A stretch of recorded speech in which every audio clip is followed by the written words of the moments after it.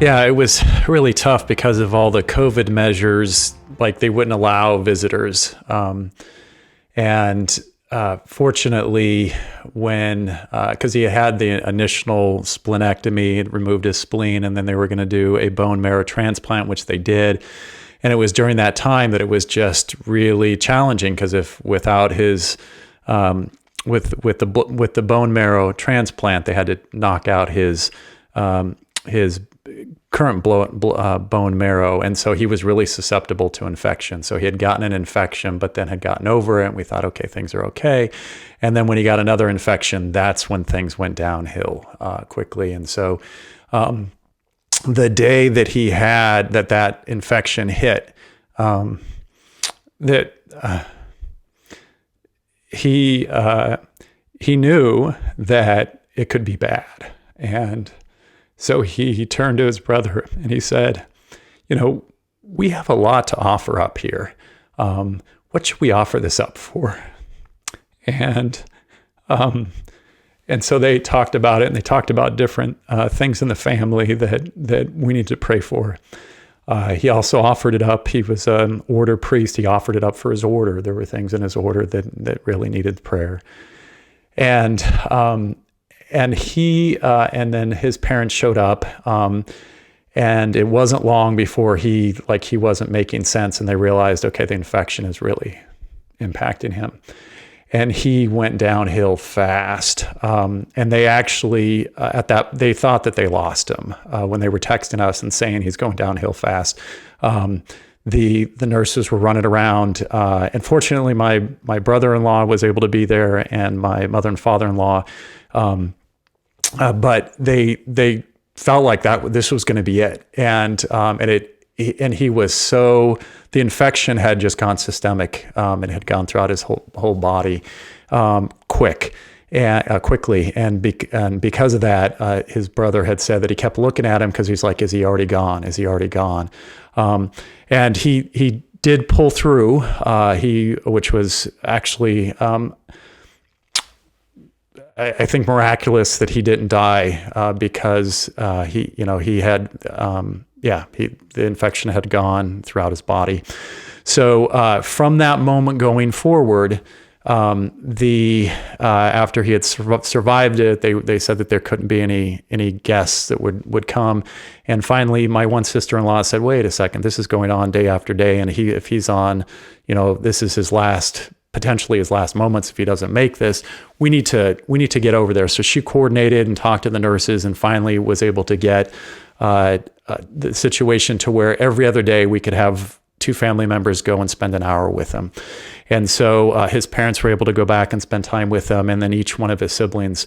And then it was our turn, and as our turn came up, I thought, fortunately, Maria, my wife and his sister, was able to go up with her sister pretty early on, and then since he survived longer, the in-laws were able to go, and so Maria and I went back for a second time, and it was very difficult to walk in that room because you don't always get to know that this is the last time, but I kind of knew this was it. This is the last time I'm going to be with him, and I wanted to be hopeful, and we were praying like crazy and doing novenas. As I saw him in that bed, walk around the corner, and Maria just went right into, "Hi, David, we're here." And he started to, he wasn't very responsive. He was somewhat responsive. He responded almost right away, where we could see his eyes fluttering, and it seemed like he knew we were there. And she talked to him. I just couldn't talk because there were two things going on. One is like, this is my brother-in-law, and I love him, and it's hard to see him. And just picture this, like we're in Chicago at the hospital. We're probably up about 8 floors. You look out the window, there's a beautiful view of Chicago cityscape. And he is strapped up to probably 4 or 5 machines. He has tubes coming, like he's on a ventilator, so his mouth, there's tape all around, and there's, to hold the tube in his mouth, as well as they're doing dialysis with him because his kidneys had shut down, and so they were doing dialysis to keep that all working. And so just imagine from a Catholic perspective that there's these tubes that are red and white coming out from underneath the side of his body.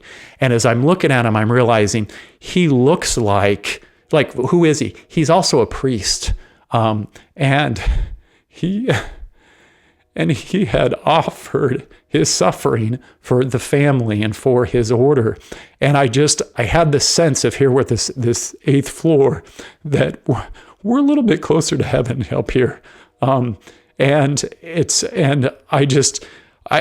was a sense of sacredness where I felt like the bed was an altar and his body, he was the host upon the altar.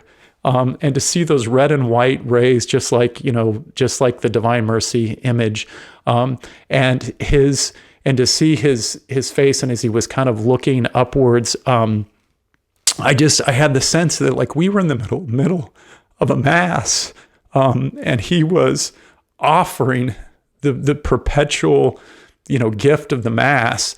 But it wasn't now the bread which became the body and blood, but like he as priest in the person of Christ was offering his own body, which he always did, but this was so real. And so I kind of backed up into the corner and I just stared and I prayed and I thought, wow. And so finally I was able to go stand next to him, and I said his name. I said, David, it's Michael. And I said, like, you are a priest forever in the line of Melchizedek. I said, you're offering the mass right now.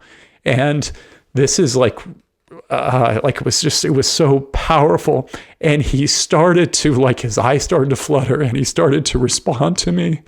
And I started to cry, but he was like, I just got the impression he was like, yes, this is agony, but I am here and I am offering every moment of this suffering. And I thought, gosh, how many masses did he offer over the course of his life? And this one, I said, David, this is the longest mass you've ever said.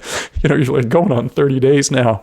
And so to be present in that moment, and to have him respond so much then when I was speaking to him and I was holding his hands, I thought, how many times have these hands confected the Eucharist?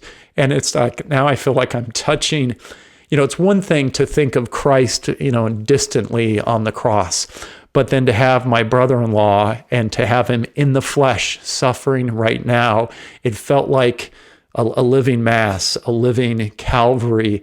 And so for that, I just tried to relish that moment and say, okay, this is the time that I can be with you, hold you, love you, and know that this is probably the last time that I get to be with you in the flesh.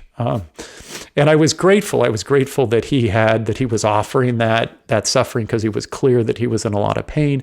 But also I was needing to relish the moment as well. And when the time came for us to leave, I reached over and I touched his foot. I wanted that flesh to flesh, connection. And I offered one more prayer. It's like, Lord, bless him and thank you. And I just kept saying to him, thank you. Thank you for the gift of your life. Thank you for the gift of your priesthood. And when we walked out, Marie and I, we went around the corner and just held each other and cried because we kind of knew that this was the last time she was going to be with her brother. I was going to be with him. But what a tremendous gift that we were able to know the importance of that moment and be able to relish it, because you don't always get that opportunity. You don't always know that this is going to be it.